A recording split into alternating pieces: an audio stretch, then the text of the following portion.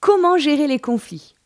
Les conflits font partie des relations, car vivre ensemble et communiquer, c'est plutôt compliqué. Mais c'est aussi le signe d'énergie et une source d'engagement. Le conflit, c'est une différence entre deux ou plusieurs personnes qui se caractérisent par des tensions, des émotions ou des désaccords. Le conflit est ni bon ni mauvais. Il y a les conflits positifs et les conflits négatifs. Les conflits négatifs, c'est quand ils évoluent vers une démission. Bon d'accord, tu as raison. Ou alors vers une résignation. C'est bon, je ne dis plus rien. Là, il y a un vainqueur et un vaincu. Cependant, les conflits positifs, c'est quand la divergence des opinions va favoriser la communication et les interactions. Ils peuvent être de nature idéologique, qui est du domaine du savoir. Ils peuvent être de nature économique, qui est du domaine de l'avoir, ou encore de nature politique, qui est du domaine du pouvoir. Et un conflit non résolu a toutes les chances de dégénérer. Comment gérer les conflits? Tout d'abord, s'entretenir avec les personnes en conflit. Cicéron disait que vouloir que les autres se comportent comme nous et qu'ils aient les mêmes croyances que soi sont parmi les pires erreurs de l'humanité. La communication est un outil essentiel.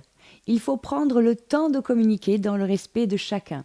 Ça permet de comprendre les différences, de clarifier les incompréhensions et aussi de prendre en compte les besoins de chacun. Pour cela, il faut comprendre la communication. J'ai développé ce point dans d'autres vidéos sur la chaîne YouTube, je vous invite à aller les consulter. C'est donc se mettre à la place de l'autre en intégrant son cadre de référence, ce qui en revient à de l'empathie. Puis, la clarification, qui est de comprendre le sens des mots, qui est différent pour chacun. Par exemple, que voulez-vous dire par, que ressentez-vous exactement quand, ou encore, qu'est-ce que vous entendez par, etc. Et enfin, la reformulation, qui est le signe de reconnaissance que l'autre a été écouté. Pour résumer, le cocktail gagnant-gagnant. Tout d'abord, l'écoute. Puis l'empathie. Puis le « je comprends ». Puis la reformulation et enfin la réexpression des sentiments. C'est aussi contrôler ses émotions, prendre de la distance et rester concentré sur les faits. Respirer, c'est un très bon moyen pour faire retomber les tensions, parce que ça apaise directement le corps et l'esprit après un conflit. Réguler les tensions avec l'assertivité. C'est tout l'art de savoir dire ce que l'on pense ou ce qui ne va pas, tout en maintenant une relation constructive. Pour cela, il y a la méthode DESC. C'est un outil pour réguler les tensions avec l'utilisation du « je » plutôt que le « tu » qui attise vers la colère ou le rejet. Première étape, D, pour description des faits, c'est-à-dire ça doit être objectif. Qui, quoi, combien de fois, quand et comment. Par exemple, je constate que. Deuxième étape, E, pour expression de ses sentiments. Bien sûr, parler de soi et non des autres. Ça peut être de la colère, l'inquiétude, l'incompréhension.